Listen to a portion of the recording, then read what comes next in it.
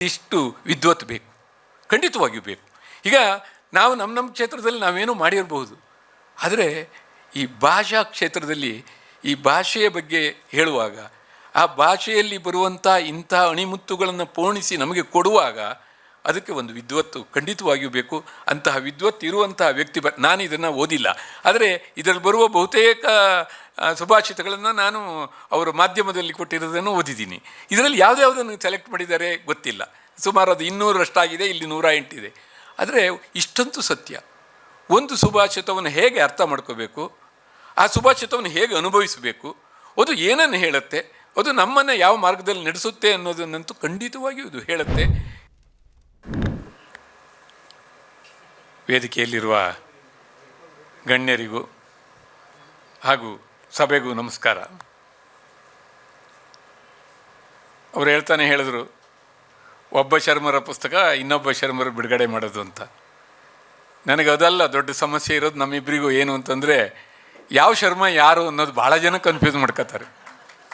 ನಾನು ನಿನ್ನೆ ಸಾಗರದಿಂದ ಟ್ರೈನಲ್ಲಿ ಹತ್ತಿ ಆನಂದಪುರ ಹತ್ರ ಬರ್ತಿದ್ದ ಹಾಗೆ ಅವ್ರು ನಮಸ್ಕಾರ ಮಾಡಿದರು, ಜಗದೀಶ್ ಶರ್ಮರಿಗೆ ನಮಸ್ಕಾರ ಅಂತ ಅಂದರು. ಹಾಗೆ ನಾನು ಜಗದೀಶ್ ಶರ್ಮ ಅಲ್ಲ ನಾನು ಅಂತ ಅಂದೆ. ನೀವಲ್ವ ಇನ್ನಷ್ಟು ಬೇಕೇನೋ ಬರೆದಿದ್ದು ಅಂತಂದರು. ಹೌದು, ಅದರದು ಜಗದೀಶ್ ಶರ್ಮ. ಓ ಜಗದೀಶ್, ಈಗ ಗೊತ್ತಾಯ್ತು ಅಂತ. ಈ ಥರ ನಮ್ಮಿಬ್ಬರ ನಡುವೆ, ನಾವಿಬ್ಬರು ಬಂಧುಗಳು, ಒಂದೇ ಊರಿನವರು, ಒಂದೇ ಜಾಯಮಾನದಲ್ಲಿ ಒಂದೇ ಅಭಿರುಚಿಗಳನ್ನು ಇಟ್ಕೊಂಡು ಬಂದವರು ನಿಜ. ಆದರೆ ಅವರ ವಿದ್ವತ್ ನನ್ನ ಹತ್ರ ಇಲ್ಲ. ನನ್ನ ಕ್ಷೇತ್ರವೇ ಬೇರೆ, ನಾನು ಬೆಳೆದು ಬಂದ ರೀತಿಯೇ ಬೇರೆ. ಆದರೆ ಬಹಳ ಜನಕ್ಕೆ ಏನಾಗುತ್ತೆ ಅಂತಂದರೆ, ನಾವಿಬ್ಬರು ರಾಮಚಂದ್ರಾಪುರದ ಮಠ ಶಿಷ್ಯರಾಗಿರುವ ಕಾರಣದಿಂದಲೋ, ನಾವಿಬ್ಬರು ಒಟ್ಟಿಗೆ ಓಡಾಡ್ತಿದ್ದ ಕಾರಣದಿಂದಲೋ ನಮ್ಮಿಬ್ಬರಲ್ಲಿ ಭಾಳ ಕನ್ಫ್ಯೂಸ್ ಮಾಡ್ಕೋತಾರೆ. ಅದಕ್ಕೆ ಜೋಗಿಯವರು ಒಂದು ಒಳ್ಳೆಯ ಸೂತ್ರವನ್ನು ಹೇಳಿದ್ದಾರೆ.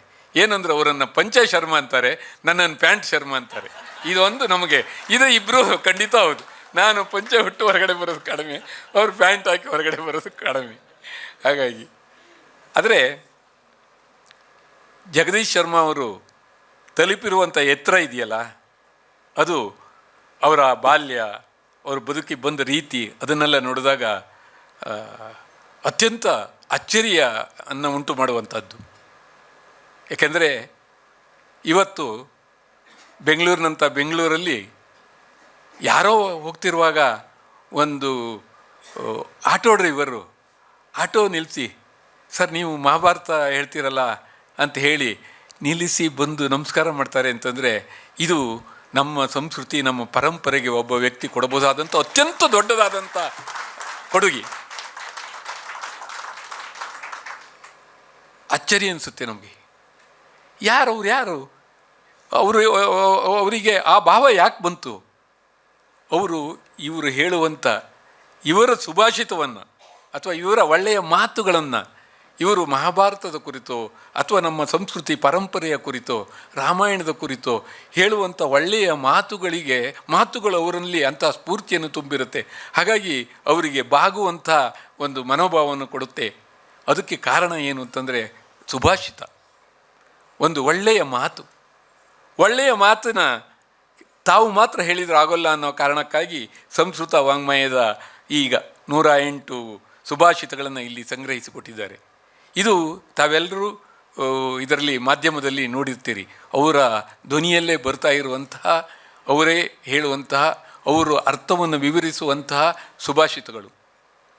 ಆದರೆ ಈ ನಮ್ಮ ನೆಲದಲ್ಲಿ, ನಮ್ಮ ಪರಂಪರೆಯಲ್ಲಿ ಈ ಸುಭಾಷಿತಗಳು ನಮ್ಮ ನಡೆಯನ್ನು ಎಷ್ಟು ತಿದ್ದುತ್ತಾ ಬಂದಿದೆ ಅಂತಂದರೆ, ನಿಜವಾಗಿಯೂ ನಾವೆಲ್ಲರೂ ಈಗ ಹಳ್ಳಿ ಅದರ ಅರ್ಥ ಗೊತ್ತಿಲ್ಲದೆ ಇದ್ದವರು, ಸಂಸ್ಕೃತ ಗೊತ್ತಿಲ್ಲದೆ ನನ್ನಂಥದ್ದು ಸೇರಿ, ನನಗೂ ಸಂಸ್ಕೃತ ಗೊತ್ತಿಲ್ಲ, ನಮಗೆ ಯಾವುದೋ ಒಂದು ವಾಕ್ಯ ನಮ್ಮನ್ನು ತಪ್ಪು ದಾರಿಗೆ ಹೋಗುವುದನ್ನು ತಡೆಯುವಂಥ ಸಾಮರ್ಥ್ಯವನ್ನು ಹೊಂದಿದೆ. ಹಾಗಾಗಿಯೇ ಅವೆಲ್ಲ ಸುಭಾಷಿತಗಳು. ಕೇವಲ ಸಂಸ್ಕೃತದಲ್ಲಿ ಅಥವಾ ಭಾರತದಲ್ಲಿ ಅಂತಲ್ಲ, ಎಲ್ಲ ಪ್ರದೇಶಗಳಲ್ಲಿ ಈ ಸುಭಾಷಿತಗಳು, ನಾಣ್ಣುಡಿಗಳು, ಈ ವಚನಗಳು, ಈ ಶತಕಗಳು, ಈ ಥರದಲ್ಲಿ ಈ ಒಳ್ಳೆಯ ಮಾತುಗಳು, ನಮ್ಮನ್ನು ತಿದ್ದುವಂತಹ ಮಾತುಗಳು ಹೇಗೆ ಬರ್ತವೆ, ಗಾದೆಗಳಿದ್ದಾಗೆ ಅವು ನಮ್ಮ ಬದುಕನ್ನು ಪ್ರೇರೇಪಿಸ್ತವೆ, ಒಳ್ಳೆಯ ದಿಕ್ಕಿನಡೆ ತಲುಪಿಸ್ತವೆ. ಯಾಕೆಂದರೆ ಇವತ್ತು ಹೆಗಡೆಯವರು ಮಾತಾಡ್ತಿದ್ದಾಗ ನನಗನ್ನಿಸ್ತು, ಎಲ್ಲ ಒಳಿತಿಗೆ ಮುನ್ನಡೆಯುವ ಮನವ ಕೊಡು ರಾಮ ಅಂತ. ಇವತ್ತು ನೋಡಿ ಎಲ್ಲ ಒಳಿತುಗಳನ್ನು ಇಲ್ಲಿ ಸೇರಿಸಿದ್ದಾರೆ. ಇವತ್ತು ಅವರು ಹೇಳಿದಾಗೆ ಹೆಗಡೆಯವರು ಹೇಳಿದ್ರಲ್ಲ, ಭಾರದ್ವಾಜರಿದ್ದಾರೆ, ವಸಿಷ್ಠರಿದ್ದಾರೆ ಅಂಥೇಳಿ. ಒಳ್ಳೆಯ ಸಂಗೀತ, ಒಳ್ಳೆಯ ಸಾಹಿತ್ಯ, ಒಳ್ಳೆಯ ಸಂಸ್ಕೃತ ವಿದ್ವತ್ತಿರುವಂಥ ವ್ಯಕ್ತಿಗಳು, ಒಳ್ಳೆಯ ಮಾಧ್ಯಮದಲ್ಲಿ ಒಳ್ಳೆಯ ಸಾಧನೆಯನ್ನು ಮಾಡಿರುವಂಥವರು, ಮತ್ತು ತಮ್ಮ ಈ ಒಂದು ಥರದಲ್ಲಿ ಹೇಳಬೇಕು ಅಂತಂದರೆ ಅವರದಲ್ಲದ ಸಂಸ್ಕೃತಿಯನ್ನು ಅವ್ರದ್ದು ಅಂತ ಮಾಡಿಕೊಂಡು, ಅವರು ಇದೇ ನೆಲದವರು, ಇದೇ ಸಂಸ್ಕೃತಿಯವರು, ಆದರೂ ಕೂಡ ಬೇರೆಯವರು ಆಗಬಹುದಾದವರು ನಮ್ಮವರೇ ಆಗಿ ನಮ್ಮ ಜೊತೆಗೆ ಇಂಥ ಪುಸ್ತಕಗಳನ್ನು ನಮ್ಮೆಲ್ಲರಿಗೂ ಕೊಡುವಂಥ ಸಾವಣ್ಣಂಥವ್ರು ನೋಡಿ. ಎಲ್ಲ ಸಾನೆ ಇವತ್ತು ಎಲ್ಲ ಆ ವಿಚಾರಗಳನ್ನೆಲ್ಲ ನೋಡಿದಾಗ ಎಲ್ಲ ಒಳಿತುಗಳು ಸಂಘಟಿಸ್ತವೆ. ಅದರಲ್ಲೂ ವರ್ಲ್ಡ್ ಕಲ್ಚರು, ಇದು ಕೂಡ ಮೈಸೂರು ಅರಸ ವಂಶದ ಕೊಡುಗೆ ಈ ಜಾಗ ಕೂಡ. ಹೀಗೆ ಎಲ್ಲ ಒಳಿತುಗಳು ಒಂದು ಕಡೆ ಸಂಗಮಿಸಿ ಒಂದು ಒಳ್ಳೆಯ ಪುಸ್ತಕ. ಯಾಕೆಂದರೆ ಇದಕ್ಕೆ ಕೊನೆ ಇಲ್ಲ. ಇದು ಭಾಗ 1 ಮಾತ್ರ. ಇದು 100 ಆಗ್ಬೋದು, ಅವರು ಹೇಳಿದಾಗೆ 108 ಆಗ್ಬೋದು, ಆಗಬೇಕು. ಯಾಕೆ ಆಗಬೇಕು ಅಂತಂದರೆ ನಾವೆಲ್ಲ ನಮ್ಮ ಪರಂಪರೆಯ ಅಥವಾ ನಮ್ಮ ಜೀವನಾನುಭವಗಳನ್ನು ನಮ್ಮ ಹಿರಿಯರು ಕೊಟ್ಟಿರುವುದನ್ನು ಬಿಟ್ಟು ಬೇರೆಡೆಗೆ ಹೋಗುವಂಥ ಸಂದರ್ಭದಲ್ಲಿ ನಮಗೆ ಬೇಕು ಇಂಥ ಸುಭಾಷಿತಗಳು. ನಾವು ಅನ್ಕೋತೀವಿ ಈ ಒಂದು ಸುಭಾಷಿತ ಏನು ಮಾಡುತ್ತೆ ಅಂತ. ಇದಕ್ಕೊಂದು ಒಳ್ಳೆಯ ಉದಾಹರಣೆ ಹೇಳಬೇಕು ಅಂತಂದರೆ, ನಾವೆಲ್ಲರೂ ಇಂಗ್ಲೀಷಿನ ಒಂದು ಸುಭಾಷಿತವನ್ನು ಕೇಳಿದ್ದೀವಿ. ಏನು ಅಂತಂದರೆ, early to bed early to rise makes a man wealthy healthy and wise ಅಂತ. ಇದರ ಹಿಂದಿನ ಕತೆ ನಿಮ್ಗೆ ಗೊತ್ತಾದರೆ ಆಶ್ಚರ್ಯ ಅನಿಸುತ್ತೆ. ಒಂದು ಸುಭಾಷಿತ ಒಬ್ಬ ಮನುಷ್ಯನ ಏನು ಮಾಡುತ್ತೆ ಅಂತ. ಅದನ್ನು ಆ ನಾಣ್ಣುಡಿಯನ್ನು ಇಂಗ್ಲೀಷ್ ಪ್ರೊವರ್ಬನ್ನು ಹುಟ್ಟು ಹಾಕಿದ್ದು ಬೆಂಜಮಿನ್ ಫ್ರಾಂಕ್ಲಿನ್ನು USA ಅಂದರೆ ಅಮೇರಿಕದ ಮೊಟ್ಟ ಮೊದಲ ವಿಜ್ಞಾನಿ ಅವನು. ಆದರೆ ಅವನು ಬಾಲ್ಯದಲ್ಲಿ ಅವರು 18 ಮಕ್ಕಳು ತಂದೆಗೆ, ಏನೂ ಇಲ್ಲದೆ ಒಂದು ಪ್ರಿಂಟಿಂಗ್ ಪ್ರೆಸ್ ಮಾಡ್ತಾನೆ. ಪ್ರಿಂಟಿಂಗ್ ಪ್ರೆಸ್ ನಡೆಯಲ್ಲ. ಸಾವಣ್ಣ ಅವರಿಗೆ ಹೇಳ್ತೀವಲ್ಲ ನಾವು, 11 ಉದ್ಯೋಗಗಳನ್ನು ಬಿಟ್ಟು 12ನೇ ಉದ್ಯೋಗದಲ್ಲಿ ಇಂಥ ಒಳ್ಳೆಯ ಪುಸ್ತಕಗಳನ್ನು ಕೊಡ್ತಿದ್ದಾರೆ ಅಂತ. ಹಾಗೆ ಅವನು ಹಲವು ಉದ್ಯೋಗಗಳಲ್ಲಿ ಫೇಲ್ ಆಗ್ತಾನೆ. ಕೊನೆಗೆ ಒಂದು ಪಬ್ಲಿಷಿಂಗು ಇದನ್ನು ಶುರು ಮಾಡ್ತಾನೆ. ಆ ಶುರು ಮಾಡಿದಾಗ ಏನಾಗುತ್ತೆ ಅಂತಂದರೆ, ಅವನಿಗೆ ಪೂರ್ ರಿಚರ್ಡ್ಸ್ ಅಲ್ಮನಾಕ್ ಅಂತ, ಅಂದರೆ ಪೂರ್ ರಿಚರ್ಡ್ಸ್ ಅನ್ನುವ ಒಂದು ಕಲ್ಪಿತ ವ್ಯಕ್ತಿಯ ದಿನಚರಿ ಅಂತ ಹೇಳಿಕೊಂಡು ಅದರಲ್ಲಿ ದಿನ ಬೆಳಗ್ಗೆ ಒಂದು ಒಳ್ಳೆಯ ವಾಕ್ಯವನ್ನು, ನಮ್ಮ ಜಗದೀಶ್ ಶರ್ಮರು ಮಾತಾಡುವಾಗ ಒಳ್ಳೆಯ ವಾಕ್ಯಗಳು ಬರುತ್ತಲ್ಲ, ಅಂತಹ ಒಂದು ಒಳ್ಳೆಯ ವಾಕ್ಯವನ್ನು ಬರಿತಾ ಹೋಗ್ತಾನೆ. ಅದು ಎಷ್ಟು ಜನಪ್ರಿಯ ಆಗುತ್ತೆ ಅಂತಂದರೆ, ಅವನ ಪ್ರಿಂಟಿಂಗ್ ಪ್ರೆಸ್ಸು, ಅವನ ಪಬ್ಲಿಷಿಂಗ್ ಇದು ತುಂಬ ಚೆನ್ನಾಗಿ ನಡೆಯುತ್ತೆ. ಅವನ ಪೇಪರ್ ತುಂಬ ಫಿಲಾಡೆಲ್ಫಿಯಾದಲ್ಲಿ, ಇವತ್ತೇನು ನಾವೆಲ್ಲ ಫಿಲಿ ಅಂತ ಹೇಳ್ತೀವಲ್ಲ, ಅಲ್ಲಿ ಅವನು ಒಬ್ಬ ದೊಡ್ಡ ಬಿಸ್ನೆಸ್ ಮನ್ ಆಗ್ತಾನೆ. ತಮಗೆಲ್ಲ ಗೊತ್ತಿರ್ಬೋದು, ಅಮೇರಿಕದ ಮೊಟ್ಟ ಮೊದಲ ವಿಜ್ಞಾನಿ ಮಾತ್ರ ಅಲ್ಲ ಅವನು, ಈ ನಮಗೆಲ್ಲ ಲೈಟ್ನಿಂಗು ಮಿಂಚು ಕೂಡ ವಿದ್ಯುತ್ ಅಂತ ಕಂಡುಹಿಡಿರುವಂಥ ವ್ಯಕ್ತಿ ಬೆಂಜಮಿನ್ ಫ್ರಾಂಕ್ಲಿನ್ನು. ಅದೆಲ್ಲ ಬಿಟ್ಟರು ಅಮೇರಿಕದ ಸಂವಿಧಾನದ ರಚನೆಯ 5 ಜನರಲ್ಲಿ ಮೊಟ್ಟ ಮೊದಲನೇ ಸೈನ್ ಹಾಕಿದವನು ಅವನು. ಇವತ್ತು ಕೂಡ ಅಮೇರಿಕದಲ್ಲಿ ಈ ಅಮೇರಿಕದ ನೋಟಲ್ಲಿ ಬೆಂಜಮಿನ್ ಫ್ರಾಂಕ್ಲಿನ್ ಇದಿದೆ, ಫೋಟೋ ಇದೆ ಅಂಥ ವ್ಯಕ್ತಿ. ಆದರೆ ಅವನು ತನ್ನ ಬದುಕನ್ನು ಈ ಸುಭಾಷಿತಗಳ ದಾರಿಯಲ್ಲೇ ಬೆಳೆಸ್ಕೊಂಬಂದ. ಅದು ಎಂತಹ ಜನಪ್ರಿಯತೆ ಕೊಡುತ್ತೆ ಅಂತಂದರೆ ಅವನು ವಿಜ್ಞಾನಿ ಅನ್ನೋದು ಸೈಡಿಗೆ ಹೋಗುತ್ತೆ, ಅವನು ರಾಜಕಾರಣಿ ಅನ್ನೋದು ಸೈಡಿಗೆ ಹೋಗುತ್ತೆ. ಅವನು ಅಮೇರಿಕದ ಅತ್ಯಂತ ಒಬ್ಬ ಒಳ್ಳೆಯ ಪ್ರಕಾಶಕನಾಗಿ ಬಹಳ ವರ್ಷಗಳ ಕಾಲ ಆ ಕ್ಷೇತ್ರದಲ್ಲಿ ಸೇವೆಯನ್ನು ಸಲ್ಲಿಸ್ತಾನೆ. ಇದಕ್ಕೆ ಕಾರಣ ಏನು ಅಂತಂದರೆ, ಅವನಿಗೆ ಹತ್ತಿದ ಸುಭಾಷಿತಗಳ ಹುಚ್ಚು, ಸುಭಾಷಿತಗಳನ್ನು ಹೊಸೆಯುವಂಥ ಹುಚ್ಚು. ಯಾಕೆಂದರೆ ಯಾರೋ ಹೊಸ್ತಿರೋ ಮಾತನ್ನು ಹೇಳ್ಬೋದು, ಅದರಲ್ಲೂ ಸಂಸ್ಕೃತದ ಸುಭಾಷಿತಗಳನ್ನು. ಈಗ ನಾನು ಒಂದು ಊರು ಹೊಡೆದಿದ್ದು ಯಾವುದೋ ಒಂದನ್ನು ಹೇಳ್ಬೋದು, ಆದರೆ ಭಯ ಆಗುತ್ತೆ ನನಗೆ. ಜಗದೀಶ್ ಶರ್ಮರು ಇವರೆಲ್ಲ ಇದ್ದಾಗ ಹೇಳಿದರೆ, ಯಾಕೆಂದರೆ ಸಂಸ್ಕೃತದಲ್ಲಿ ಒಂದು ದೀರ್ಘ, ಒಂದು ಒತ್ತಕ್ಷರ, ಒಂದು ಪದವಿಂಗಡಣೆಯಲ್ಲಿ ಆಗುವ ದೋಷಗಳು, ಇವೆಲ್ಲ ಏನೋ ವಿಪರೀತ ಅರ್ಥಗಳನ್ನು ಕೊಡುತ್ತೆ. ಆದರೆ ಆ ಸುಭಾಷಿತವನ್ನು ಬಲ್ಲವರೇ ಹೇಳಿದಾಗ ಅದಕ್ಕೆ ಅರ್ಥನೂ ಜಾಸ್ತಿ ಆಗುತ್ತೆ, ಮತ್ತು ತಪ್ಪುಗಳು ಇರಲ್ಲ.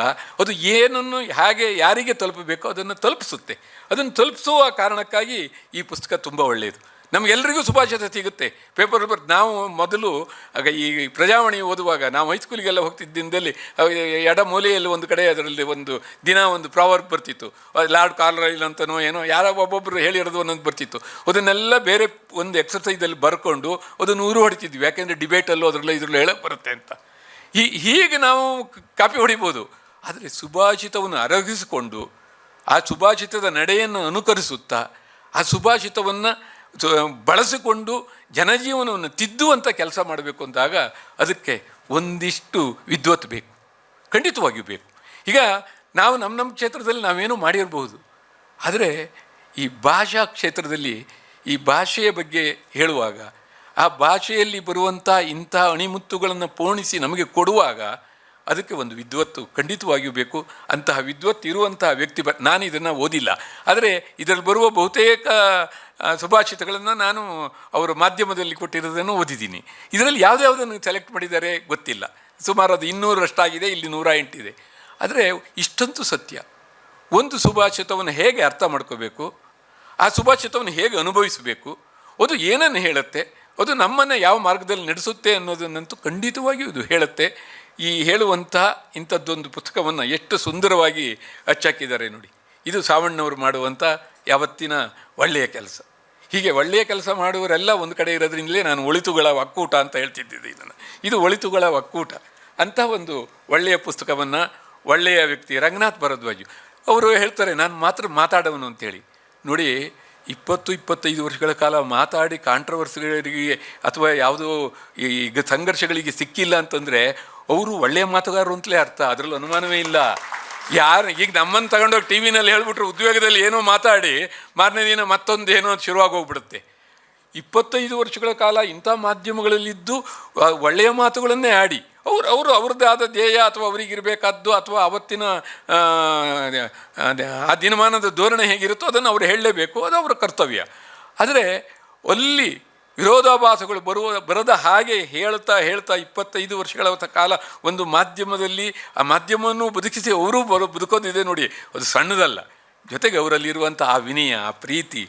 ಅವರು ಹೇಳ್ತಾರೆ, ನನಗೆ ಜಗದೀಶ್ ಶರ್ಮರು ಪ್ರೇರಣೆ, ನನಗೆ ಇವರು ಸ್ಫೂರ್ತಿ ಅಂತೆಲ್ಲ ಹೇಳ್ತಾರೆ. ಅದೆಲ್ಲ ಹೇಳ್ತಿದ್ದಾರೆ ಅಂದರೆ ಅದರೊಳಗೆ ಇರುವಂಥ ವಿನಯ, ಅವರೊಳಗೆ ಇರುವಂತಹ ವಿನಯ. ಅದೇ ವಿದ್ಯಾ ದಾದಾತಿ ವಿನಯ ಅಂತಾರಲ್ಲ, ನಾನು ಮುಂದೆ ಹೇಳಲ್ಲ, ನನಗೆ ನಾನು ಸಂಸ್ಕೃತ ತಪ್ಪಿ ಹೋಗ್ಬಿಡ್ಬೋದು, ಯಾಕಂದರೆ ಜಗದೀಶ್ ಶರ್ಮಾ ಅವರು ಮಾತಾಡ್ತಾರೆ. ಆಮೇಲೆ ಹೀಗೆ ಇಲ್ಲಿರುವ ಪ್ರತಿಯೊಬ್ಬರನ್ನು ನಾವು ರಾಧಿಕಾ ಅವರು ಅವರ ಯಜಮಾನರನ್ನ ಅವ್ರನ್ನ ಹೇಗೆ ತಿದ್ದಿದ್ದಾರೆ ಅನ್ನೋದು ನಮ್ಗೆ ಗೊತ್ತಾಯ್ತಲ್ಲ, ಅವರೇ ಹೇಳ್ಕೊಂಡ ಹಾಗೆ ಪರೋಕ್ಷವಾಗಿ ಬೇಕಾಗಿದ್ದೇ ಇದೇ ನಮ್ಮ ಪರಂಪರೆ ಹೇಳೋದು ಕೂಡ. ಸಹಧರ್ಮಿಣಿ ಅಂತಂದರೆ ಹಾಗೆ ಅಲ್ವಾ, ನಮ್ಮನ್ನು ಜೊತೆಯಾಗಿ ಕರ್ಕೊಂಡು ಹೋಗೋದು. ಇದು ಸಹ ಪ್ರಯಾಣಿಕರು ನಾವಿಬ್ಬರು ಅನ್ನುವ ಹಾಗೆ ಪ್ರತಿ ದಂಪತಿಗಳು ಹಾಗೆ ತಾನೆ, ನಾವಿಬ್ಬರು ಸಹ ಪ್ರಯಾಣಿಕರು ಅಂದ್ಕೊಳ್ಳೋದು. ಹಾಗಿರುವಂಥವರು. ಇನ್ನು ಸಪ್ತಕದ ಬಗ್ಗೆ ಅಂತೂ ನನ್ನ ಹತ್ರ ಮಾತಿಲ್ಲ. 2 ದಶಕಗಳ ಕಾಲ ಒಂದು ಸಂಸ್ಥೆಯನ್ನು ಕಟ್ಟಿ ಅದು ಅಷ್ಟೂ ಒಳಿತನ್ನೇ ಮಾಡ್ತಾ 1000 ಹತ್ತತ್ರದ ಪ್ರೋಗ್ರಾಮ್ ಕೊಡೋದು ಅಂತಂದರೆ ಅದು ಒಬ್ಬ ವ್ಯಕ್ತಿ ನಡೆಸ್ತಾ, ಅದು ಹೇಗೆ ಸಂಪನ್ಮೂಲ ಬರುತ್ತೆ, ಅದು ಹೇಗೆ ಅದನ್ನು ನಡೆಸ್ಕೊಂಬಂದರು. ಮತ್ತು ಅವ್ರು ಹೇಳುವ ಊರುಗಳ ಹೆಸರನ್ನು ಕೇಳಿದ್ರೆ ಅಲ್ಲೆಲ್ಲ ಹೋಗಿ ಮಾಡ್ಕೊಂಬಂದೆ ಅಂತೇಳಿ. ಯಕ್ಷಗಾನದ ಟೂರಿಂಗ್ ಟಾಕೀಸ್ನವರು ಕರ್ನಾಟಕದಲ್ಲಿ ಓಡಾಡೋದನ್ನು ನೋಡಿದರೆ ನಮ್ಗೆ ಆಶ್ಚರ್ಯ ಆಗುತ್ತೆ. ಇವರು ಇಡೀ ಭಾರತದಲ್ಲಿ ಆಗುವಂಥ ಸಪ್ತಕದ ಟೂರಿಂಗ್ ಟಾಕೀಸ್ ನಡೆಸ್ತಾರಲ್ಲ, ನಿಜವಾಗಿ ಅವರಿಗೆ ನಮೋ ನಮಃ. ಹೀಗೆ ಈ ಸಂದರ್ಭದಲ್ಲಿ ಪುಸ್ತಕದ ಬಗ್ಗೆ ಹೆಚ್ಚಿಗೆ ಹೇಳಲಿಕ್ಕೆ ಗೊತ್ತಿಲ್ಲ, ಯಾಕಂದರೆ ಸಂಸ್ಕೃತ ಜಗದೀಶ್ ಶರ್ಮರು ತುಂಬ ಚೆನ್ನಾಗಿ ಮಾತಾಡ್ತಾರೆ. ಅವರು ಮಾತಾಡಲಿ, ಅವರಿಗೆ ಅವಕಾಶ ಕೊಟ್ಟು ಮುಂದಿನ ಸಂಗೀತ ಬೇರೆ ಇದೆ. ಈಗ ಭಾರದ್ವಾಜರನ್ನ ಶರ್ಮರನ್ನ ನಂಬ್ತಾ ಹೋದರೆ ವಶಿಷ್ಠರನ್ನು ಮರಿಬಾರ್ದಲ್ವ, ಅವರ ಸೊಗಸಾದ ಗಾಯನವನ್ನು ಕೇಳಬೇಕು. ಹಾಗಾಗಿ ತಮ್ಮೆಲ್ಲರಿಗೂ ಹೊಂದಿಸಿ ನನ್ನ ಮಾತನ್ನು ಮುಗಿಸ್ತೀನಿ. ಎಲ್ಲರೂ ಪುಸ್ತಕ ಕೊಂಡು ಓದಿ. ಇಂಥ ಪುಸ್ತಕಗಳನ್ನು ಮಕ್ಕಳಿಗೆ ನಾವು ಕೊನೆಯ ಪಕ್ಷ ಇದರಲ್ಲಿ ನಮಗೆ ಅರ್ಥವಾಗಿದ್ದನ್ನಾದರೂ ನಮ್ಮ ಮಕ್ಕಳಿಗೆ ಹೇಳೋಣ. ನಾವು ನಮ್ಮ ಮಕ್ಕಳನ್ನು ನಾವೆಲ್ಲರೂ ಬೈತೀವಿ, ಇಂಥ ಸಭೆಗಳಿಗೆ ಬರಬೇಕಾದ್ರೆ ಮಕ್ಕಳು ಬರಲ್ಲ, ಬರೇ ಬಿಳಿ ಕೂದಲಿನವ್ರು ಬರ್ತಾರೆ, ಅದು ಹಾಗೆ ಇದು ಹೀಗೆ ಅಂತ ಇರ್ತೀವಿ. ನೆಂಟರು ಮನೆಗೆ ಕೂಡ ನಾವು ನಮ್ಮ ಮಕ್ಕಳನ್ನು ಕರ್ಕೊಂಡು ಹೋಗಲ್ಲ. ಆಮೇಲೆ ನಮ್ಮ ಮಕ್ಕಳು ಹಾಗಿರಬೇಕಾಗಿತ್ತು ಹೀಗಿರಬೇಕಾಗಿತ್ತು ಅಂತೀವಿ. ಕೊನೆಯ ಪಕ್ಷ ಈ ಪುಸ್ತಕಗಳನ್ನು, ಇದರಲ್ಲಿರುವಂಥ ಶ್ಲೋಕಗಳನ್ನು ಅಥವಾ ಸುಭಾಷಿತಗಳನ್ನು ಓದಿ ಹೇಳಿ ಮಕ್ಕಳು ಹೀಗಿರಬೇಕಾಗಿತ್ತು ಅಂದ್ಕೊಳ್ಳೋಣ.